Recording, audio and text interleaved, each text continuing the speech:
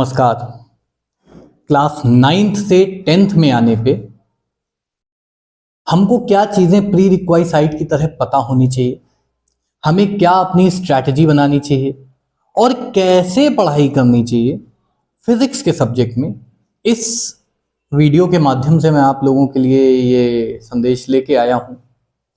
तो बच्चों जब और अभिभावकों जब हम लोग क्लास 9th से 10th की तरफ जाते हैं तो सबसे बड़ा चेंज होता है पैटर्न ऑफ एग्जाम, क्योंकि अभी तक सीबीएसई में क्लास 9th के हम पेपर घर पे ही मतलब अपने स्कूल में ही देते आए हैं। अब हम लोग बोर्ड एग्जाम देंगे। इसके बाद दूसरा सबसे बड़ा चेंज होता है फिजिक्स सब्जेक्ट में कि 9th में ज़्यादातर चीज़ें न्यूटन के लॉज, मोशन, ग्रेविटेशन इस पे घूम रही होती हैं, इसके अराउंड घूम रही होती हैं। 10th में लाइट, मैग्नेटिज्म और इलेक्ट्रिसिटी जो हमको दिखता नहीं है बहुत ज़्यादा पर हमको एक्सपीरियंस करना पड़ता है, इसके अराउंड घूमती हैं। तो मेन डिफरेंस जो है वो है बोर्ड एग्जाम का और हमारे माइंडसेट का। 9th को बहुत सारे बच्चे, इनफैक्ट बहुत सारे पेरेंट बहुत लाइटली लेते हैं, बट अगर आप आगे जेई नीट की तैयारी करने जा रहे हो तो वो बहुत इंपॉर्टेंट होता है। तो चलिए स्टार्ट करते हैं। सबसे पहली चीज़ जो आप लोग जब 10th में जाते हो तो आपको अपना सिलेबस पता होना चाहिए। फिजिक्स में, साइंस में, फिजिक्स में 4 चैप्टर्स हैं।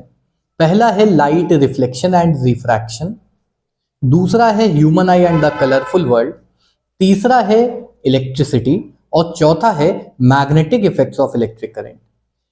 अब बात आती है, बहुत से बच्चे न्यूमेरिकल से डरते हैं, बहुत थोड़े से लिमिटेड न्यूमेरिकल हैं क्योंकि 9th में लगभग हर चैप्टर में न्यूमेरिकल है, पर यहाँ पे केवल 2 ही चैप्टर में न्यूमेरिकल आते हैं। बना तो हम कहीं से कुछ भी सकते हैं but main numerical 2 he chapter के हैं, which is light, reflection and refraction, जिसमें टोटल 5 फॉर्मूले हैं, और दूसरा चैप्टर है इलेक्ट्रिसिटी जिसमें ऐसे ही 5-6 फॉर्मूले। बात होती है जब सिलेबस की तो बड़े ही आसान चैप्टर्स हैं क्लास 10th में बोर्ड एग्जाम्स के पर्सपेक्टिव से अगर देखें तो, क्योंकि बहुत सेट पैटर्न है, बहुत ज़्यादा वेरिएशन आपको नहीं मिलने वाला है अपने बोर्ड्स में जो प्रीवियस ईयर्स में होता आ रहा है। तो ये 4 चैप्टर में से 2 में न्यूमेरिकल हैं, 2 में न्यूमेरिकल नहीं है। डायग्राम्स जिसमें न्यूमेरिकल नहीं है उसमें डायग्राम्स बहुत सारे पड़े हुए हैं, तो अपने पास एक नो प्रॉफिट नो लॉस का सिनेरियो है। अगर न्यूमेरिकल नहीं तो डायग्राम हमको पढ़ना पड़ेगा, समझना पड़ेगा। अब बात करते हैं ज़रा सा बोर्ड के पैटर्न की। तो अभी तक जो बोर्ड देखते आ रहे हैं हम लोग उसमें करीब करीब आधा ऑब्जेक्टिव, आधे से कम ऑब्जेक्टिव होता है, बचा हुआ सब्जेक्टिव होता है। बड़े आंसर्स कभी नहीं पूछे जाते हैं पिछले काफ़ी समय से। क्वेश्चंस अगर ज़्यादा मार्क्स के हैं, 5 नंबर का है, तो उसके 2 या 3 सब पार्ट्स होंगे। तो जनरली आपको जो क्वेश्चंस तैयार करने हैं वो 1, 2 या मैक्सिमम 3 नंबर वाले क्वेश्चन तैयार करने हैं। 5 नंबर वाले में वो पार्ट्स में ही आता है, तो हमारे लिए काफ़ी आसान हो जाता है। इसके बाद चलते हैं ज़रा सिलेबस को पढ़ना कैसे है। तो मैं 2 बातें बहुत स्पष्ट तौर पे बता देना चाहता हूँ। जिस प्रकार हम लोग कोई सर्जरी ऑनलाइन देख के नहीं सीख सकते, बिल्कुल उसी प्रकार कोई भी चैप्टर सिर्फ ऑनलाइन वीडियो देख के आपको समझ में नहीं आएगा। As much as possible you should stay away from online classes. हाँ, कुछ हेल्प, कुछ विजुअलाइज करने के लिए it is good, but books are your best friends for teachers as well as students और अभिभावकों के लिए भी। तो हमको सबसे पहली चीज़ तो अच्छी किताबें पढ़नी है क्लास 10th के लिए। आपको बेस बनाना है, आपको गाइडलाइन लेनी है पूरी एनसीईआरटी से। एनसीईआरटी के बाद अगर आपको पढ़ना है तो मैं पर्सनली आपको सजेस्ट करूंगा HCV यानी HC वर्मा जी की जो बुक है foundation physics for class 9th या फॉर क्लास 10th, आप उसको पढ़ें जिसमें अच्छी चीज़ें दी। बिना सोचे समझे किसी भी बुक को फॉलो ना करें। एनसीईआरटी को बेस लेके चलना है तो एनसीईआरटी भी पढ़नी है और अगर समय बचे, आपका मन हो, तो एस सी वर्मा जी की आप किताब पढ़ सकते हैं। बहुत ही अच्छी थ्योरी उसमें एक्सप्लेन करी गई है और क्वेश्चन भी बड़े अच्छे। इसके बाद आते हैं कि कितना पढ़ना है। मेरा कहना है जब पढ़ाई करें तो दिन में 10 से 15 मिनट की पढ़ाई और 10 से 15 मिनट उसके ऊपर चिंतन, उसके ऊपर डिस्कशन कि आपने क्या पढ़ा, क्यों पढ़ा, कहाँ इस्तेमाल होगा। तो आधा घंटा मैक्सिमम आपको पढ़ना है फिजिक्स इनिशियल फेज में। तो शुरुआत के 7, 8, 10 दिन आप आधा आधा घंटा पढ़ सकते हो। उसके बाद आप इसको और फर्दर कट डाउन कर सकते हो। लाइक आप ऑल्टरनेट डे में फिजिक्स पढ़ सकते हो। आप हफ्ते में 2 दिन फिजिक्स पढ़ सकते हो, 1 घंटे की क्लास अगर आप पढ़ रहे हो तो। ये बात हो रही है सेल्फ स्टडी की।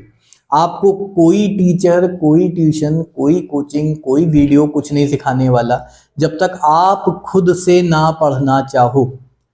ये एक एक्सपीरियंस, एक सजेशन आप मान लो, यही होना है, राइट। तो आपको आधा घंटा डेली पहले 10 दिन पढ़ाई करनी है, जिसमें आप 15 मिनट पढ़ेंगे, समझेंगे, अगले 15 मिनट उसको ये सोचेंगे कि आपने जो पढ़ा उसका क्या इस्तेमाल होना है, ठीक है। क्वेश्चंस की बात करें तो एनसीईआरटी एग्जाम्पलर, जो एनसीईआरटी का ही पब्लिकेशन है, और इसके अलावा प्रीवियस ईयर के क्वेश्चंस आपको लगाने हैं। अगर आप ये 3 चीजें कर लेते हो तो साइंस में 100 में 100 आपको कोई नहीं रोक सकता, 100% मार्क्स। अभी हम लोग फिजिक्स पे ही हैं तो फिलहाल फिजिक्स की ही बात करेंगे। फिजिक्स में आपको करीब 25 से 30 के बीच के मार्क्स का पेपर आता है, वो वैरी करता रहता है। तो 25 में 25, 30 में 30, what ever is the paper आपको लाना है। आप एनसीईआरटी एग्जाम्पलर और प्रीवियस ईयर क्वेश्चंस ये तीनों खत्म कर डालो, और मेरा सजेशन है साथ साथ करते चलो। इसके अलावा एक चीज और ध्यान रखना, फिजिक्स से भागना नहीं है। न्यूमेरिकल बहुत आसान होते हैं। इनफैक्ट अगर थ्योरी और न्यूमेरिकल में ऑप्शन आता है, चॉइस आती है, तो न्यूमेरिकल पे जाना चाहिए। न्यूमेरिकल कैसे सॉल्व करना है ये हम किसी दूसरे वीडियो में लेके आएंगे। अभी फिलहाल इस वीडियो का पर्पस ही यही है कि हम जब 10th में जाएं तो फिजिक्स को किस तरीके से पढ़ना है, क्या किताबें इस्तेमाल करनी है, और हमारा ऑब्जेक्टिव क्या है पढ़ने का, ये क्लियर होना चाहिए। तो अच्छी किताबें, जरूरत पड़े तो अच्छे वीडियोस आप देख सकते हो। एच सी वर्मा जी के आप वीडियो फॉलो कर सकते हो, किसी भी अच्छे टीचर के। उछल कूद नहीं फॉलो करनी है, बिल्कुल शायरियाँ नहीं फॉलो करनी है। मैं किसी टीचर को बुरा भला नहीं कह रहा हूँ, बट टीचर आपको पढ़ा रहे हैं, आप पढ़ रहे हैं, इससे ज्यादा उसमें मन ना लगाएं। नाचना गाना बहुत होता है, उछल कूद